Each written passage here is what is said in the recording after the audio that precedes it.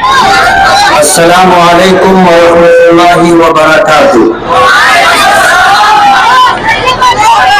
नहमदुहू व नुसल्ली अला रसूलिहिल करीम, अम्मा बाद। तेरी रहमतों मुझे भीख मिल रही है, मेरा काम चल रहा है। तेरे नाम का वजीफा मेरी जिंदगी का हासिल, तेरे नाम की बदौलत मेरा काम चल रहा है।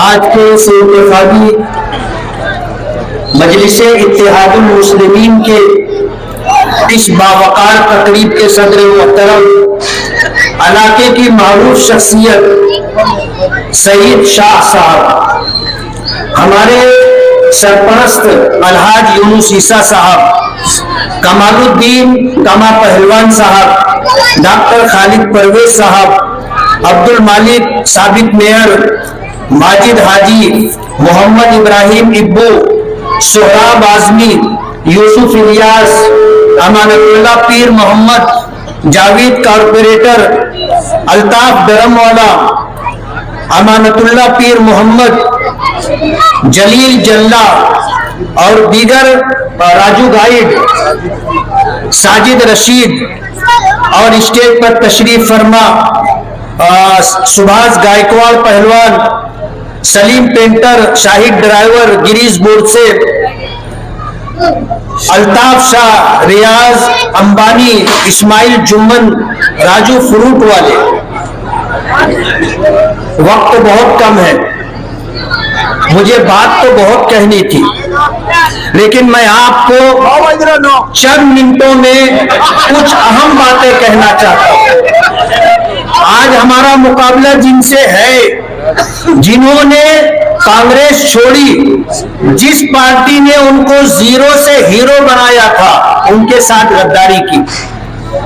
बाद में पछतावा हुआ, कांग्रेस के दर पर जाकर नाक रगड़ते रहे और एक मर्तबा नहीं 10 मर्तबा गए, लेकिन कांग्रेस पार्टी ने उनको टिकट नहीं दिया।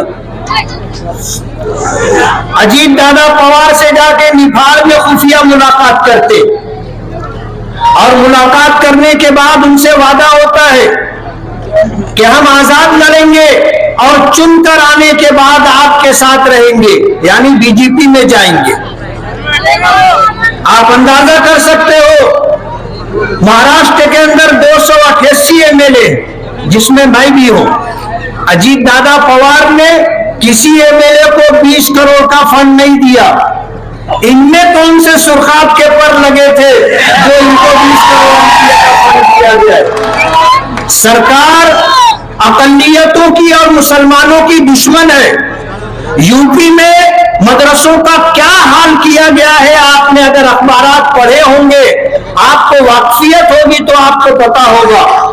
बीजेपी सरकार हमारे मदरसों में घुसना चाहती है, हमारी मस्जिदों में घुसना चाहती है।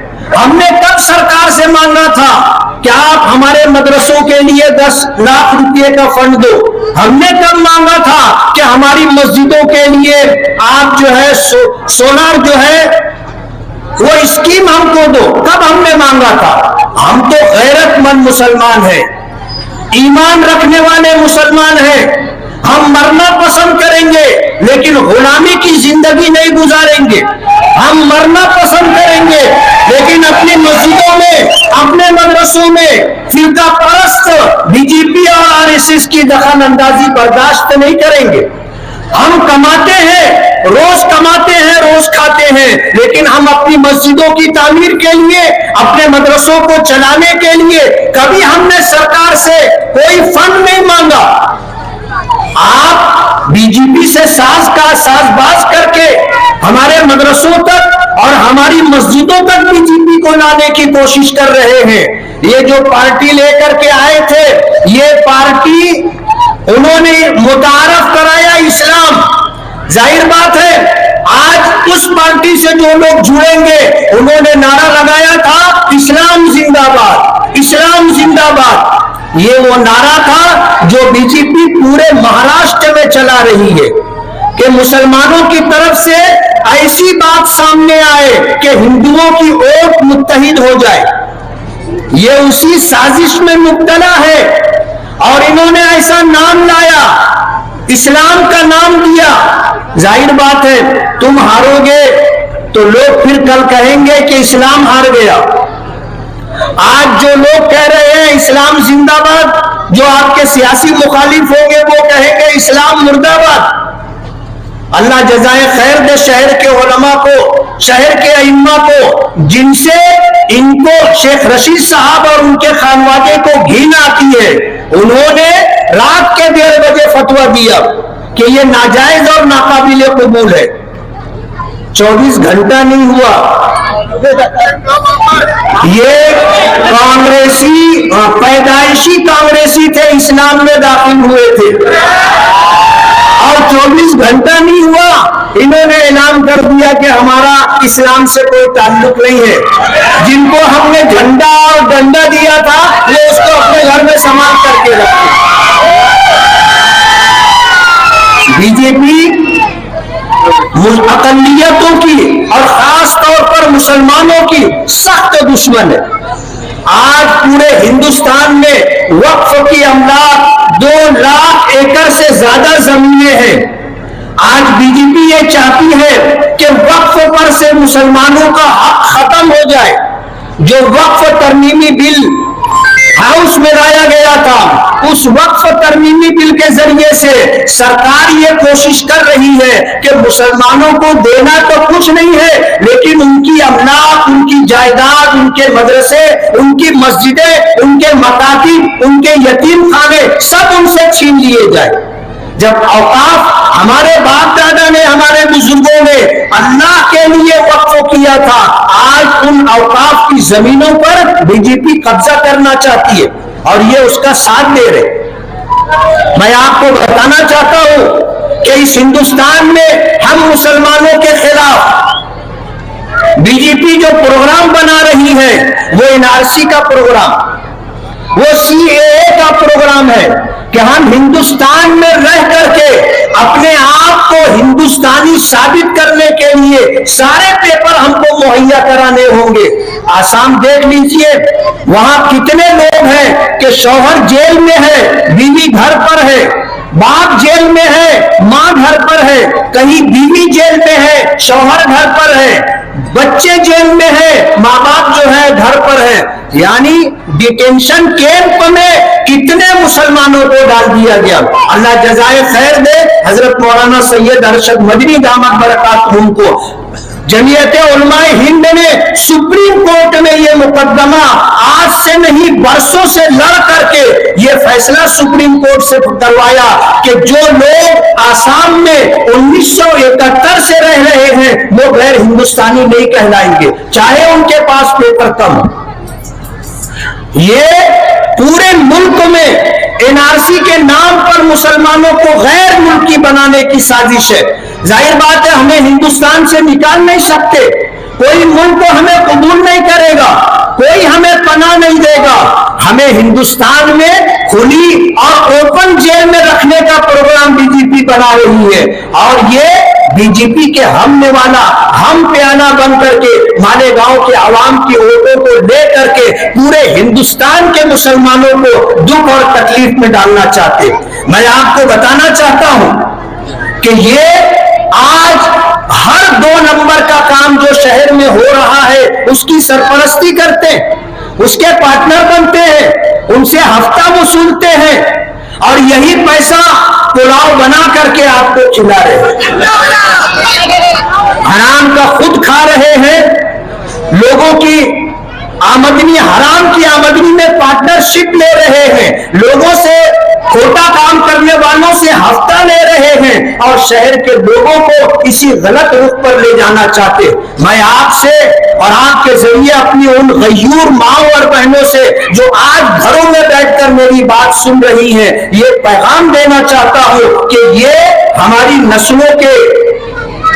नस्लों को तबाह और बर्बाद करना चाहते, ये हमारी नस्लों को गलत रास्ते पर डालना चाहते और इस बात के लिए कोशा है कि इस शहर के अंदर हमारे पास इतना पैसा होगा कि हम इतना पैसा खर्चा करेंगे कि कोई हमारे सामने आने की हिम्मत नहीं करेगा।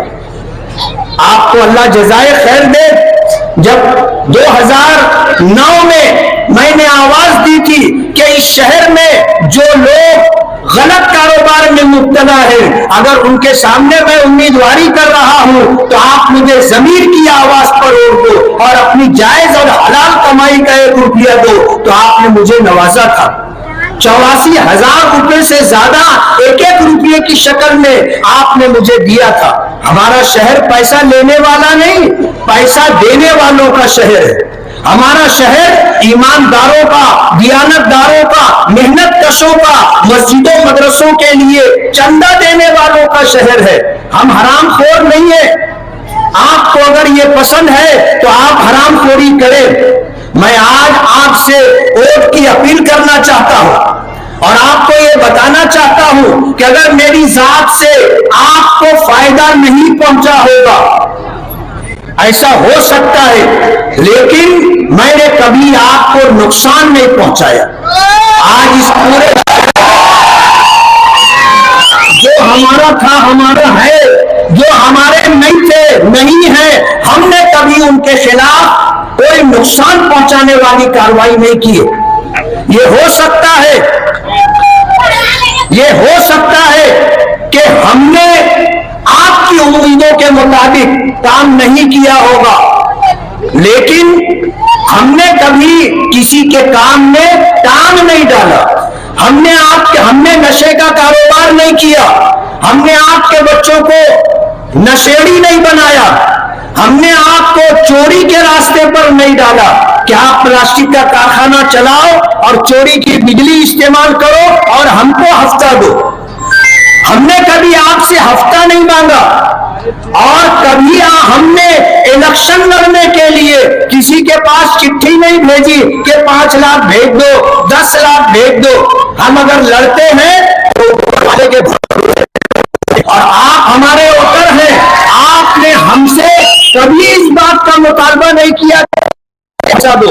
मैं जिस वक्त आ रहा था उस वक्त मैंने ये बात सुनी कि गुरुवार वार्ड के लोग गरीब जरूर हो सकते हैं, मजदूर जरूर हो सकते हैं, लेकिन कभी उन्होंने अपनी गैरत का, अपने ईमान का सौदा नहीं किया। और इस शहर को इसी गुरुवार वार्ड ने अलग अलग लोगों को चुन करके दिया जो कारपोरेशन तक पहुंचे। हमने कभी आपके कारोबार में पार्टनरशिप नहीं मांगी। हमने आप पर प्रेशर बनाकर जबरदस्ती पार्टनर हम नहीं बने। हमने आपका कारोबार कभी नहीं छीना।